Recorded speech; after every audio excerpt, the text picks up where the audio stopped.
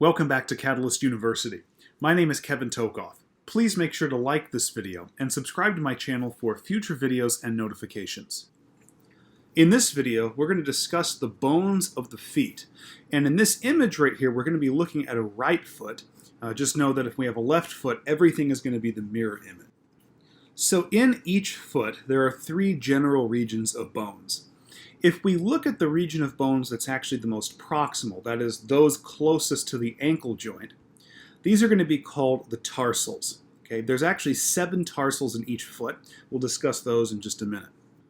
So how many toes do we have? We have 5 toes. Each toe is going to have one metatarsal. Okay? So the metatarsals are actually these bones right here. So here's the 5th metatarsal, 4th metatarsal, 3rd, 2nd, and 1st. So all the toes have only one metatarsal.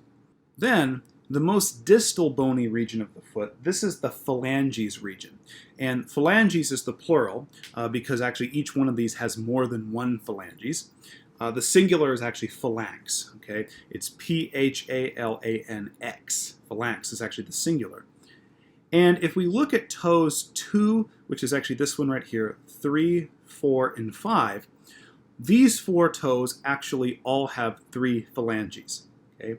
They have a proximal phalanx, which is shown right here on the toe number 5, the little toe. Proximal phalanx. They have a middle phalanx and a distal phalanx. So toes 2 through 5 all have 3. The big toe, which is sometimes called the hallux, which is shown right here, only has 2 phalanges.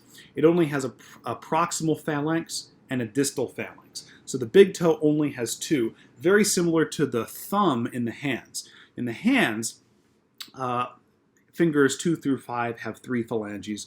The thumb only has 2. All right, now that we've covered the general regions of the foot, we're going to go back to the tarsals and break those down a little bit more.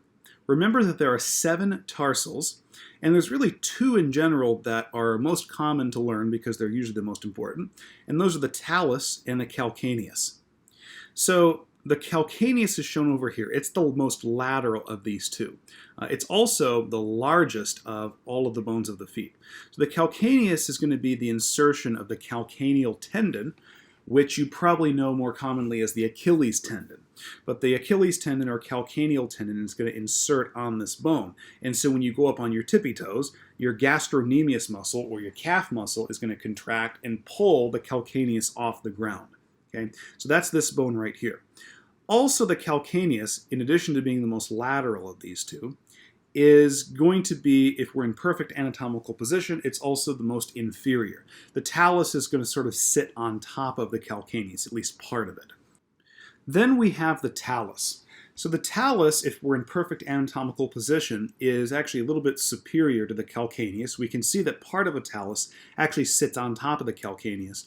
But probably the more notable feature is the talus is the more medial of these 2 bones. Okay? So the talus is kind of right in line with the big toe, or the hallux, as we called it. This groove on top of the talus is actually where the tibia sits, and so it forms the ankle joint. And so for that reason, the talus is called the ankle bone. All right? Now, there are 5 other tarsal bones that are less common to have to know, but we're going to discuss those here. So I always start with the calcaneus and the talus and work our way distally. Okay? So if we look on the side of the calcaneus, the bone immediately next to it is called the cuboid.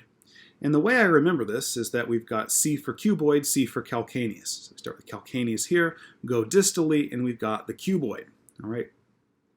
If we start with the talus, and we work our way distally, we end up with the navicular bone, or just called navicular. So the 2 bones that are distal to the calcaneus and talus are the cuboid and the navicular bone, respectively. That leaves us with 3 bones that are all named basically the same, except they have a directional term in front of them. These 3 right here are going to be cuneiform bones. And the one that's most medial is the medial cuneiform bone. The middle one is the intermediate cuneiform bone, and then the lateral one, which is actually medial to the cuboid, is the lateral cuneiform bone. Okay? And that brings us through all 7 of these tarsals. Now just remember, in the left foot, which is not shown here obviously, everything is going to be a mirror image. So remember, the calcaneus in the back is always going to be lateral. The talus is medial and sits partially on top of the calcaneus. Cuboid is always lateral, navicular is always medial, and then the remaining three are the cuneiform bones, which should be fairly easy to memorize since you just have a lateral one, an intermediate one, and a medial one. Okay? And as I mentioned, each toe only has one metatarsal. That makes it easy. So here are our metatarsals. Right here, here's metatarsal 1, metatarsal 2, 3, 4, and 5. And then the only other thing to remember is that all the toes, except for the hallux, the big toe, all 2 through 5 have 3 phalanges, whereas the hallux only has 2.